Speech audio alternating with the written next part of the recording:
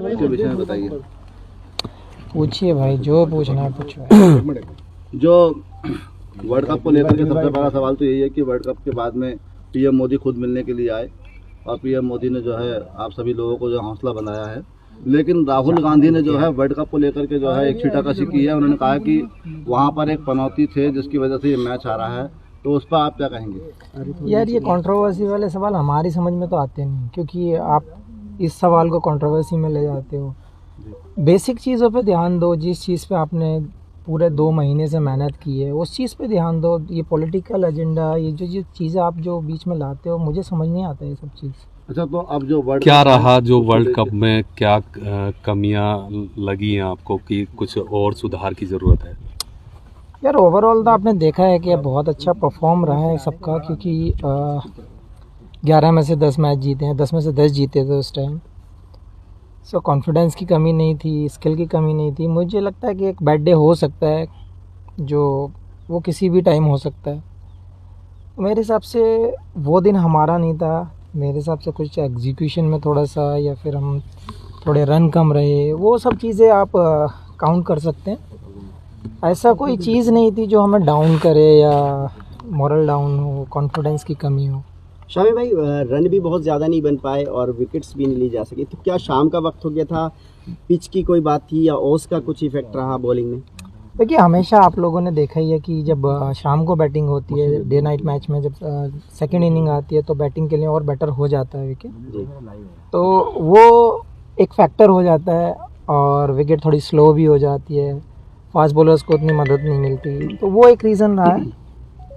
स्वामी भाई आपने जो है आपने पूरे देश में नहीं पूरी दुनिया में अमरोहा का भी नाम रोशन किया है, भारत का भी नाम रोशन किया है, और सरकार यहाँ आपके यहाँ पर स्टेडियम के लिए बाकायदा यहाँ ज़मीन तलाशी जा चुकी है, उसका प्रस्ताव जा चुका है, उसको लेकर क्या कहेंगे आप? उसके लिए सबसे पहला थैंक्स बोलना चाहूँगा सरकार का भी, और जिसने भी ये स्टेप लिए हैं सब ने मिलकर, स्पेशली उत्तर प्रदेश सरकार ने, क्योंकि बहुत ज़रूरी है।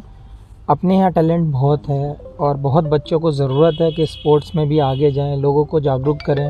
तो ये चीज़ टैलेंट के हिसाब से और क्षेत्र के हिसाब से भी बहुत ज़रूरी थी कि हमारे यहाँ पे एक अच्छा स्पोर्ट्स एकेडमी हो, स्टेडियम हो, जहाँ पे लोग अपने स्किल को जानें, लोग उसको कुछ कोचेज़ उन लोगों को सिखाएं, कुछ बेटर करें। वो बहुत ज़रूरी था और ये मेरे हिसाब से बहुत अच्छी चीज़ हुई है यहाँ के यंग टैलेंट के लिए। शामी भाई, इसी प्रश्न को मैं थोड़ा मॉडिफाई करूँगा। आप तो अमरोहा क्या देश का बड़ा नाम आप हो चुके हैं, आप अच्छी बात यह है याद रखते हैं इस चीज़ को किस बैकग्राउंड से आप निकले, तो विशेषकर जो अब यहाँ के यूथ आप पर उम्मीदें करता है, तो आप क्या करना चाहते हैं उन बच्चों के लिए जो आपकी तरह आगे बढ़ना चाहते हैं? आप अपनी तरफ से क्या मतलब मोरल सपोर्ट या और भी कुछ? देखिए, हमेशा से मैं बात करता आया हूँ, क्योंकि जब जो जनरेशन आ रही है, जो टाइम अभी का दिख रहा है लोगों में, जो हमारी ज़रूरतें बन गई हैं, तो मेरे हिसाब से एजुकेशन, हेल्थ, स्पोर्ट्स, ये सारी चीज़ें काउंट करके हम अच्छा कल्चर क्रिएट कर सकते हैं। तो उसमें मैंने पहले भी बोला था, अगर मेरी कहीं ज़रूरत है हमारे यहाँ के यंग टैलेंट को, यंग यूथ को, या किसी भी डिपार्टमेंट में मेरी ज़रूरत है, मैं खड़ा हूँ। और ये यंग जनरेशन को भी सोचना पड़ेगा कि हमें किस वे में जाना है, हमारा कौन सा टैलेंट है, तो वो चीज़ें बहुत ज़रूरी होती हैं। हाँ, फैसिलिटीज़ कभी कभी ऐसा होता है कि जब विलेज में नहीं मिल पाती हैं, लेकिन अब मुझे लगता है कि बहुत सारी चीज़ें सामने भी आ रही हैं, गवर्नमेंट भी हेल्प कर रही है इन चीज़ों में। तो अब ये यूथ का यही है कि आपको एक स्टेप ऊपर आना है, आपको अपना मैच्योरिटी दिखाना है, अपना स्किल दिखाना है और देश का नाम रोशन करना है। शामी भाई, प्रधानमंत्री जी से आपकी मुलाकात हुई, क्या बातचीत हुई और आगे क्या रणनीति रहने वाली है? देखिए, बहुत ज़रूरी होता है, क्योंकि उस टाइम पे हम मैच हार चुके थे, और जब आपके प्राइम मिनिस्टर जब वहाँ पे आके आपको प्रोत्साहन देते हैं, तो वो एक अलग ही एक कॉन्फिडेंस होता है कि देश का ज़िम्मेदार आदमी आपके साथ आया है, आपके सहानुभूति दे रहा है। वो बहुत ज़रूरी होता है, क्योंकि उस टाइम मॉरल वैसे ही डाउन होता है, और जब ऐसे मोमेंट में कोई आपका पीएम जैसा इंसान सामने खड़ा है और वो ऐसे बोल रहा है, कॉन्फिडेंस दे रहा है, तो वो एक अलग ही चीज़ हो जाती है, कॉन्फिडेंस बिल्ड करती है। मुझे लगता है ये बहुत बड़ा पार्ट है। शामी भाई, अपनी टीम ने 10 के 10 मैच बहुत अच्छी तरह से जीते, और जब फाइनल की हम बात करें, हालांकि मोरल अप था टीम का, लेकिन ऑस्ट्रेलिया के सामने फाइनल में हमारी टीम इंडिया कहीं दिखी नहीं। बैटिंग, फील्डिंग में भी थोड़ी सी हमारे लूज पॉइंट्स रहे, तो क्या कारण था? क्या बड़े मैच का दबाव था या कुछ और बात रही? या वीआईपी का जो मोमेंट था, क्या वो भी एक प्रेशर था? नहीं यार, ऐसा कुछ नहीं था। हम कभी ये सोचते नहीं मोमेंट किसका है या फिर क्या होता है, और ज़्यादा ओवर थिंक हम करते नहीं है मैच को लेकर, क्योंकि जो प्रोसेस हम लोगों ने लास्ट 10 मैच में किया था, सेम प्रोसेस था, सेम एटीट्यूड था, सेम स्किल एग्जीक्यूट करने देख रहे थे, सेम प्लानिंग के साथ जा रहे थे। मैं फिर से वही कहूँगा कि एक बैड डे हो सकता है और वो शायद हमारा फाइनल। पहले 4 मैच में बाहर रहे आप टीम से, तब क्या दिमाग में चल रहा था, क्या सोच रहे थे? यार मेरी अप्रोच एक ही थी, क्योंकि वर्ल्ड कप जैसी चीज़ है, क्योंकि आपके जो 15 हैं, मेरे साथ अश्विन भी बाहर थे, तो अगर 600-700 विकेट लेके बेंच पे बैठा तो टीम की क्या कैपेसिटी होगी आपको आइडिया लग जाता है। तो वहाँ पे कभी मैंने ये नहीं सोचा कि ये हमारा बंदा क्या करेगा क्या नहीं कर रहा, ये खेल रहा है मैं नहीं खेल रहा हूँ, कभी आज तक वैसे मन में आया नहीं है ये सवाल। मैं हमेशा यही चाहता हूँ अगर मैं बैठा हूँ और कोई 11 प्लेयर खेल रहे हैं तो वो अच्छा ही करके आएँ, टीम के लिए बेटर करके आएँ, टीम को जिता कर लाएँ, वो हमारा मेन गोल रहता है। क्या कारण रहा कि जो रन 240 तक ही आ पाए? क्या पिच की कमी मानी जाए इसको? दोबारा पूछो। क्या कारण रहा स्कोर जो कम रहा है, या पिच की कमी मानी जाए इसमें, या फिर जो प्रदर्शन करना था, जैसे आस और उम्मीद तमाम आवाम को आप लोगों को लगी थी, तो उसके लिए क्या संकेत हैं आपकी तरफ से? देखिए बहुत सारी चीज़ें काउंटर टेक्निकली अगर आप देखना चाहें तो डे नाइट मैच में हमेशा बैटिंग शाम को अच्छी होती है, पिच स्लो हो जाती हैं, वो सब चीज़ें काउंट तो आपको करनी पड़ेंगी क्योंकि वो टेक्निकल हैं। तो अगर सामने वाली टीम जीतती है टॉस और वो बैटिंग को हमें इनवाइट करती है तो हमें बैटिंग करनी ही होगी, तो वो एक हो सकता है कि हाँ वो उन लोगों को एक बेनिफिट है। सेकंड की रन आपने देखा ही है कि 240 रन फाइनल में एक ऐसी टीम के अगेंस्ट, मेरे हिसाब से 30-40 रन और बनते तो मैच में और ज़्यादा मज़ा आता, हो सकता है रिजल्ट हमारे फेवर में होता। तो क्या पहले खेलना जो है वो हार की बड़ी वजह है? यार वो हमारे हाथ में नहीं था क्योंकि हम टॉस जीते नहीं है, क्योंकि वो सामने वाला अगर बॉलिंग करना चाहता है तो वो टीम को बॉलिंग करनी है। एक फोटो वायरल हो रहा है, वो वर्ल्ड कप पे पैर रखे हुए हैं।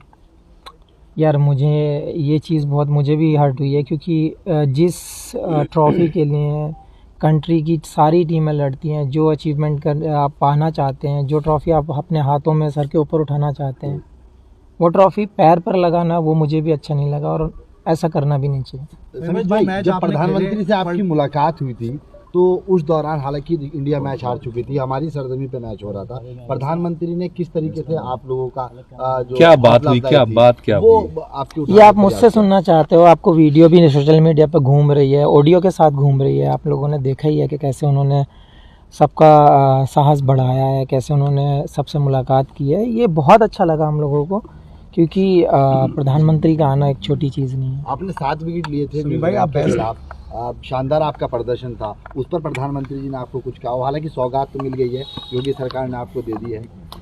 देखिए मेरी हमेशा कोशिश यही है कि कंट्री के लिए बेटर करते रहें और अच्छा करते रहें, टीम जीतती रहे, और मेरा यही कहना है कि सब लोगों को अपना 100% देते रहो, कंट्री को जिताते रहो।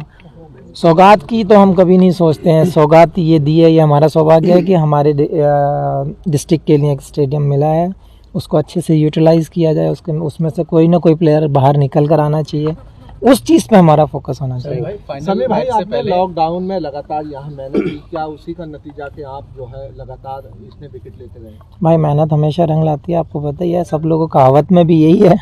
तो मेहनत तो आप घर पे करो बाहर करो, मेहनत अगर करोगे तो शायद रंग तो लाएगी। ठीक है, शुक्रिया। टारगेट करने की वो थी, क्या सोच रहे थे आप एक रात पहले? नहीं यार, एक रात पहले ऐसा कुछ माइंड में नहीं था, क्योंकि कॉन्फिडेंस अच्छा था, स्किल अच्छा चल रहा था, सब कुछ अच्छा चल रहा था, प्लानिंग पूरी हो चुकी थी।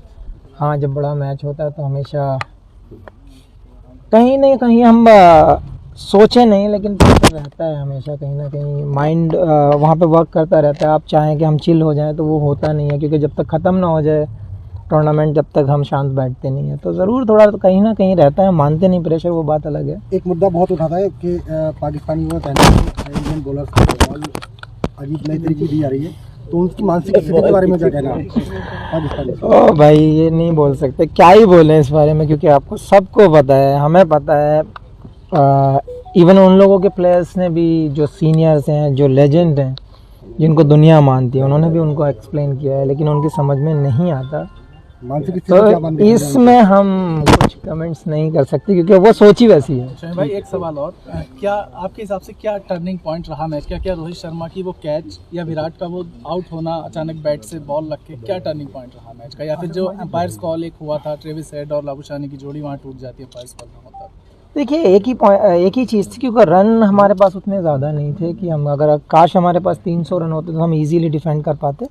लेकिन एक चीज़ पे ब्लेम करके मुझे नहीं लगता कि कोई फ़ायदा रहता है, क्योंकि ओवरऑल टीम को देखा जाता है कि हम कहाँ स्टैंड करते हैं। वो बहुत ज़रूरी होता है एज ए यूनिट वर्क करना और एज ए ग्रुप वर्क करना। तो मैं एक ही चीज़ बोलूँगा, शायद थोड़े से रन कम थे।